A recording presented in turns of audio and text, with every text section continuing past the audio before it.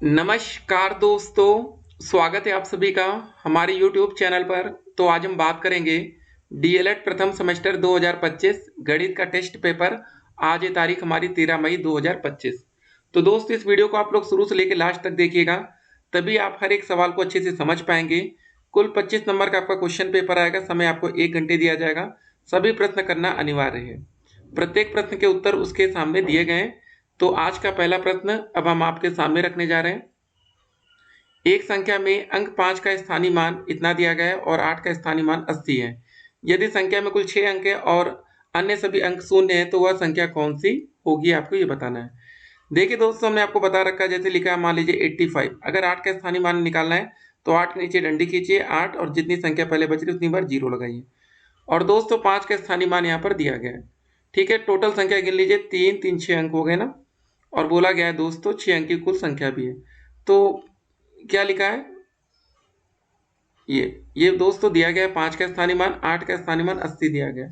8 का स्थानीय मान 80 दिया गया, बस इतना लिख लीजिए। कुल 6 अंक हो गया। अब वो संख्या कौन सी होगी, बस इसको लिख लीजिए। ठीक है, बस। तो सही विकल्प हमारा बी वाला आ जाएगा। क्वेश्चन कंप्लीट होगा, 1 नंबर आपको मिल जाएगा इतना करने से। अगले क्वेश्चन में आते हैं। यदि दो संख्याओं का गुणनफल इतना दिया गया, उनका महत्तम समापवर्तक कितना है, एलसीएम क्या होगा। दोस्तों आपने फार्मूला पढ़ रखा है, HCF इंटू एलसीएम बराबर पहली संख्या गुणी दूसरी संख्या। अब जब दोनों संख्या को गुणनफल दिया गया तो लिख लीजिए 1575। यहाँ पर दोस्तों HCF कितना दिया गया, 15। इसको लिख लीजिए 15 गुणे एलसीएम बराबर 1575।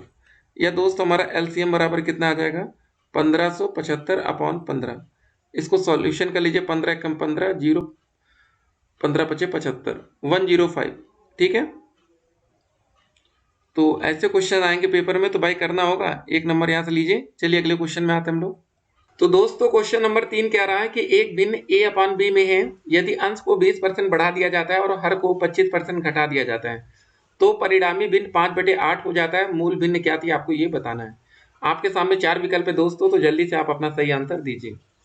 देखिए दोस्तों समझ लीजिए, अंश को जब हम 20% बढ़ा देंगे तो पहले अंश में दिया गया a और इसमें हम 20% बढ़ा दे रहे हैं। ठीक है, 20% a हो जाएगा, यही होगा ना। और दोस्तों जो हमारा हर है इसको 25% घटा दिया जाता है। यहाँ पर देखिए क्वेश्चन में दिया गया था हमारा a/b। ये दोस्तों a क्या है, अंश है, b हर है। तो जब इसको 20% बढ़ा दिया जाएगा तो क्या हो जाएगा दोस्तों, a प्लस ये कितना हो जाएगा 20% का, तो 20 बटे आप इसको 100 लिख लीजिए इंटू a। 20 पंजे 100, 5 दूनी 10, यही हो जाएगा ना। तो इसको हम लिख सकते हैं a प्लस का, ठीक है, 0.2a। या दोस्तों इसको हम लिख सकते हैं 1.2a, यही लिख सकते हैं। और हर में क्या होता है, 25% घटा दे रहे हैं, तो b माइनस 25% ऑफ b, ये करेंगे। इसको सॉल्व कर लेंगे, हो जाएगा b माइनस का 25/100 हो जाएगा इंटू b, 25 चौके 100। तो कितना हो जाएगा, b माइनस का 0.25b घटाने पर आ जाएगा 0.75b, यही आ जाएगा। तो दोस्तों बोला गया जब इसको घटा दिया जाता है तो परिणामी भिन्न 5/8 हो जाता है। तो मतलब दोस्तों जो हमारा नया भिन्न बना 1.2a अपॉन में 0.75b बराबर 5/8। ठीक है, या इसको 1.20 कर सकते हैं, ये दशमलव से दशमलव हट जाएगा तो बचेगा कितना, 120/75 a/b बराबर 5/8। इसको सॉल्व कर लीजिए, त्रिया गुणा करेंगे तो a/b बराबर हो जाएगा 5/8 मल्टीप्लाई ऊपर 75 चला जाएगा, नीचे 120 आ जाएगा। इसको सॉल्व कर लीजिए दोस्तों। ठीक है, तो भाग करिए, 5 एकम 5, 5 दूनी 10, 5 चौके 20। ठीक है, अब किससे भाग जाएगा, 3 से करिए, 3 दूनी 6, 3 पचे 15, 3 और 24, तो हो जाएगा 25/64। अब दोस्तों देखिए यहाँ पर कोई विकल्प में दिख रहा है, जी हाँ, ए नंबर विकल्प आपका एकदम करेक्ट आंसर होगा। तो तैयारी ठीक ठाक करिए ताकि कैसे भी क्वेश्चन आए पेपर में आपको वो उलझा ना सके। अगले क्वेश्चन में आते हैं। दशमलव संख्या में 7 का स्थानीय मान इसमें से स्थानीय मान का कितने गुना है। लिखा है 3.45667। तो दोस्तों 7 का जो स्थानीय मान होगा, 7 के नीचे डंडी खींचिए और जितने पहले दशमलव नीचे दशमलव लिखिए, बाकी बीच में जितनी संख्या उतनी बार 0, ये हो गया। और दोस्तों इसमें लिखा है 0.0891, तो इसमें 8 का निकालना है, तो 8 नीचे डंडी खींचे 8 लिख दीजिए, दशमलव नीचे दशमलव, बीच में 0। ठीक है, क्या कितना गुना है आपको यहाँ पर ये बताना है। तो कितना गुना है, तो सिंपल बात है, 0.0007 अपान में दोस्तों 0.8 ये कर देंगे तो ये हमें पता चल जाएगा। ऊपर दोस्तों 3 1 4 अंक है दशमलव, नीचे कितने दोस्तों 0.8 था ना ऐसे। ठीक है, तो इसको सॉल्व करने के लिए जब ये दशमलव दशमलव हटेगा तो नीचे 2 0 और बढ़ जाएगा, नीचे भी 4 अंक होना चाहिए ना, कुल मिला के 4 4। ठीक है, तो ये हो जाएगा 7/800। इसको भाग कर लेंगे तो हमारा आ जाएगा 0.00875। इसको भाग करके आप लोग देख लीजिएगा, तो हमारा जो ए विकल्प होगा ये करेक्ट आंसर होगा। अगला क्वेश्चन देखते हैं, एक बार अपने आपको दे दीजिएगा। निम्नलिखित में से कौन सा कथन सत्य आपको ये बताना है। ठीक है, देखिए प्रत्येक संख्या का एक अपवर्त होता है, प्रत्येक संख्या स्वयं का एक अपवर्तक नहीं होती, दो अभाज्य संख्याओं का महत्तम समापवर्तक हमेशा एक होता है। ये दोस्तों एकदम करेक्ट आंसर है। ठीक है, 1 नंबर दीजिए, आगे बढ़िए। यदि दोस्तों 2n-1 एक अभाज्य संख्या है तो n क्या होना चाहिए। ठीक है, हमेशा एक भाज्य संख्या होनी चाहिए, हमेशा एक अभाज्य संख्या होना चाहिए, एक सम संख्या एक विषम संख्या। ठीक है, देखिए समझिए पहले, अच्छा क्वेश्चन है। यदि दोस्तों n एक भाज्य संख्या है, ठीक है, तो मान लीजिए n बराबर a b, जहां दोस्तों a का मान 1 से बड़ा होगा और b का मान भी 1 से बड़ा होगा, क्योंकि दोस्तों जो 1 होती है ना तो भाज्य संख्या होती है ना तो अभाज्य संख्या होती है। ठीक है, तो यहाँ पर हो जाएगा, यहाँ पर देखिए क्वेश्चन में दिया है 2n-1, 2n-1, तो दोस्तों यहाँ पर हो जाएगा 2n बराबर ab माने तो 2ab माइनस का 1, या दोस्तों आप इसको ऐसे लिख सकते हैं 2a और इंटू b माइनस का 1। ठीक है, कोई दिक्कत नहीं है। और दोस्तों हम जानते हैं कि x की पावर अगर b लिखिए माइनस y की पावर b लिखिए, हमेशा दोस्तों ये क्या हो जाएगा, x माइनस y से विभाज्य होगा। ठीक है, तो जैसे यहाँ पर लिखा था 2 की पावर a की पावर b माइनस का 1, 1 की पावर b लिख सकते हैं। देखिए दोस्तों यहाँ पर जो हमने 1 लिखा था इसकी पावर b कर दी, क्योंकि 1 की पावर कुछ भी हो आंसर 1 ही आना। ठीक है, तो जो ये यहाँ पर लिखा है 2 की पावर a की पावर b माइनस 1, तो ये दोस्तों हमेशा 2 की पावर a माइनस 1 से विभाज्य होगा। क्योंकि दोस्तों हमारा a का मान 1 से बड़ा है तो 2a की power a minus 1 is greater than 1। चूंकि b की पावर भी 1 से बड़ी है, a की वैल्यू जो होगी a b से छोटी होगी, बराबर n। इसलिए दोस्तों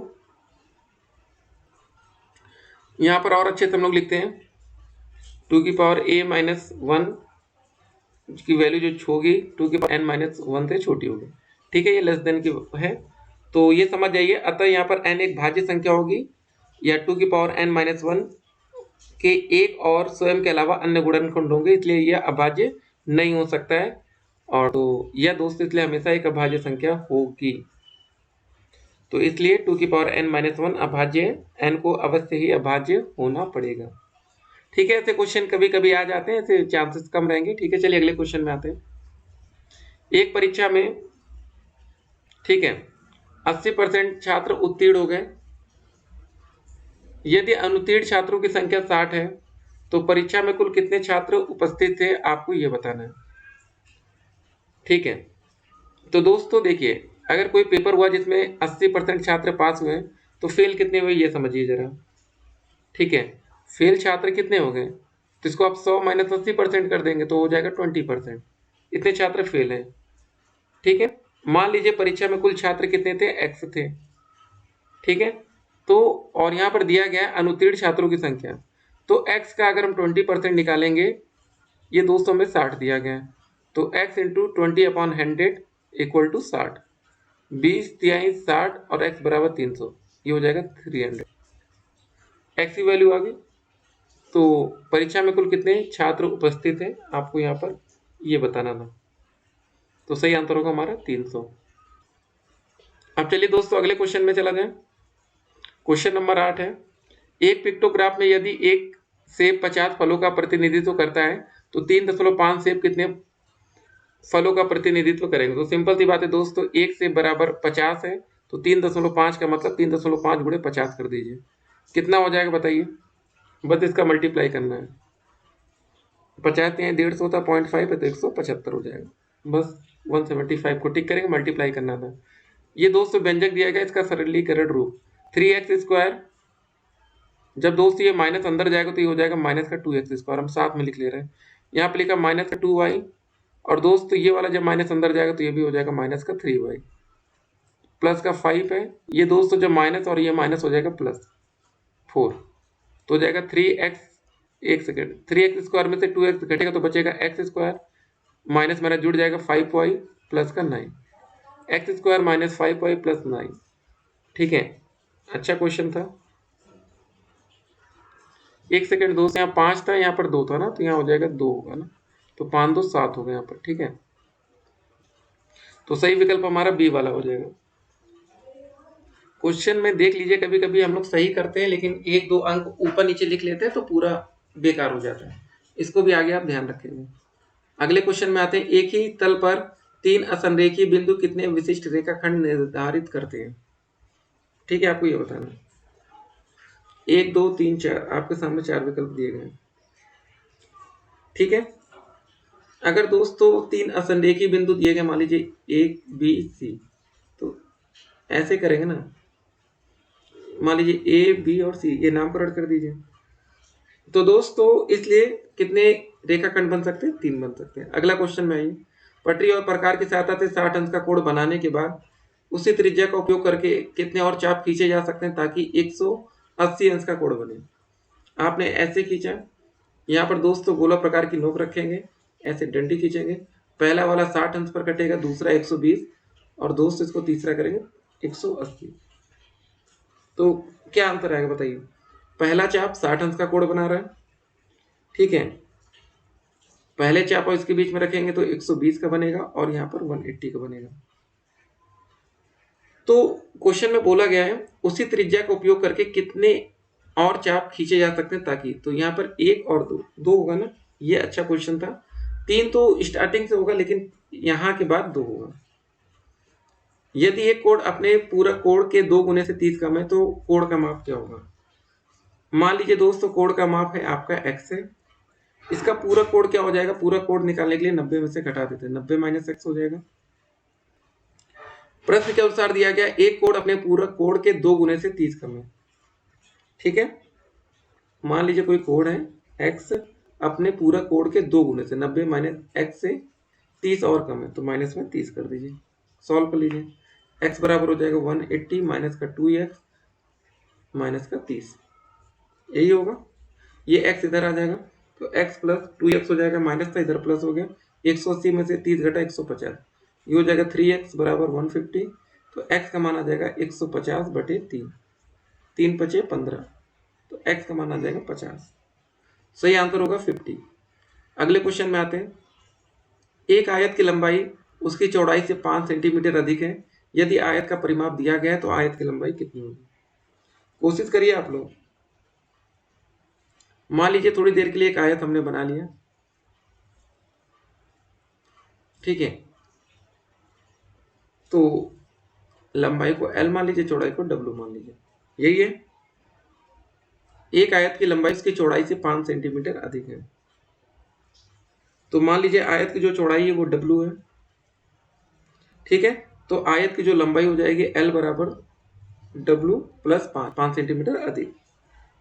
आयत का परिमाप दिया गया 50, तो आयत का परिमाप का फार्मूला होता है 2 लंबाई प्लस चौड़ाई।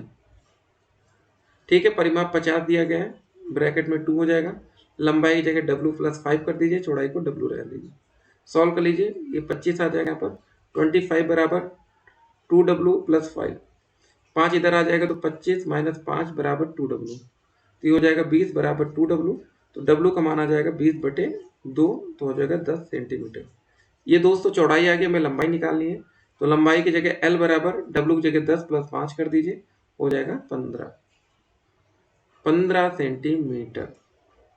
बहुत बच्चे जल्दबाजी में जो 10 आया था पहले उसी को मान के हट जाएंगे, ठीक है, ये गलती नहीं करना। एक वृत्त की त्रिज्या 7 सेंटीमीटर है। यदि त्रिज्या के 2 गुना कर दिया जाए तो परिमिति में कितने प्रतिशत की वृद्धि होगी? R1 दोस्तों दिया गया हमारा 7 सेंटीमीटर, ठीक है। तो इसकी जो परिमिति होगी, परिमाप होगा 2 पाई R1, ठीक है। और दोस्तों R1 की वैल्यू 7 है तो हो जाएगा 2 पाई इंटू 7, तो हो जाएगा 14 पाई, यही होगा ना। आगे लिख दीजिए सेंटीमीटर। अगला दोस्तों क्या बोला गया है? परिमिति में वृद्धि, मतलब त्रिज्या को 2 गुना कर दिया जाए। तो जो नई त्रिज्या आएगी वो कैसे निकालेंगे? R2 बराबर दोस्तों 7 इंटू 2 मतलब 14 सेंटीमीटर हम जब कर देते हैं तो दोस्तों उसके बाद हमारा क्या निकलेगा? C2 बराबर हो जाएगा 2 पाई R2। R2 की जगह 14 हो जाएगा, 14 दूनी 28 हो जाएगा, तो ये हो जाएगा 28 पाई सेंटीमीटर। इतना हो गया। अब दोस्तों परिमिति में वृद्धि निकाल लेंगे तो C2 माइनस C1, तो 28 पाई में से 14 पाई घटा लेंगे तो कितना आएगा? 14 पाई, यही आएगा, ठीक है। अब परसेंटेज आप वृद्धि निकाल लेंगे तो कितना हो जाएगा भाई? तो जो वृद्धि हुई है, कितनी वृद्धि हुई है? 14 पाई। मूल वृद्धि कितनी थी? पहले कितनी थी? 14 पाई थी, इंटू में 100, ये कट गया, वृद्धि आ जाएगी 100%। विकल्प नंबर बी एकदम करेक्ट आंसर होगा। संख्या 72 के कितने अपवर्तक होंगे? ठीक है, बताइए। तो 72 के गुणनखंड कितने आ जाएंगे? तो इसको लिख सकते हैं 1 गुणे 72, 2 गुणे 36, यही ना, 3 गुणे 24, 4 गुणे 18, 6 गुणे 12, 8 गुणे 9। तो इसके कुल कितने अपवर्तक हो जाएंगे बताइए 72 के? 1, 2, 3, 4, 6, 8, 9, 12, 18, 24, 36 और 72। गिन लीजिए 1, 2, 3, 4, 5, 6, 7, 8, 9, 10, 11, 12। सही आंसर होगा दोस्तों 12। अगले क्वेश्चन में आ जाए। निम्नलिखित में से कौन सी संख्या ना तो भाज्य ना ही अभाज्य है? तो बताइए दोस्तों। देखिए जो भाज्य संख्या होती है वो किससे किससे कटती है? एक तो 1 से कटती है, खुद से कटती है और किसी एक और संख्या से, कम से कम 3 संख्याओं से कटती है। जो अभाज्य संख्या होती है वो 1 से कटती है और खुद से कटती है, ठीक है। और दोस्तों जो 1 होती है ना तो ये भाज्य संख्या होती है ना तो अभाज्य होती है, ठीक है। इसको जरा ध्यान में रखिएगा, ये अच्छा क्वेश्चन है। और दोस्तों जो 2 क्या होती है? जो सबसे छोटी सम अभाज्य संख्या है। 3 भी अभाज्य संख्या है। यदि एक बार ग्राफ में एक इकाई लंबाई 20 छात्रों का प्रतिनिधित्व करती है तो 140 छात्रों को दर्शाने के लिए बार की लंबाई कितनी होनी चाहिए? बताइए कैसे होगा? एक इकाई लंबाई बराबर 20 छात्र है। तो दोस्तों 140 छात्रों को दर्शाने के लिए सिंपल सी बात है, 140/20 हो जाएगा, बराबर आ जाएगा 7 इकाई, ठीक है। सही आंसर होगा बी विकल्प। 18 नंबर क्वेश्चन क्या है? व्यंजक दिया गया ये में से ये घटाने पर क्या प्राप्त होगा? 5a माइनस का 3b में से क्या घटाएंगे? माइनस का 2a प्लस का 4b, तो ये हो जाएगा 5a माइनस का 3b, अंदर माइनस जाएगा 2a हो जाएगा, माइनस का 4b हो जाएगा। 5a में से 2a घटा 3a आ जाएगा, 3b माइनस ये माइनस माइनस माइनस जुड़ जाएगा, 7b हो जाएगा, 3a माइनस 7b। पहला विकल्प यहाँ पर एकदम करेक्ट आंसर होगा। तो दोस्तों आज हमने टोटल 18 क्वेश्चन देखे।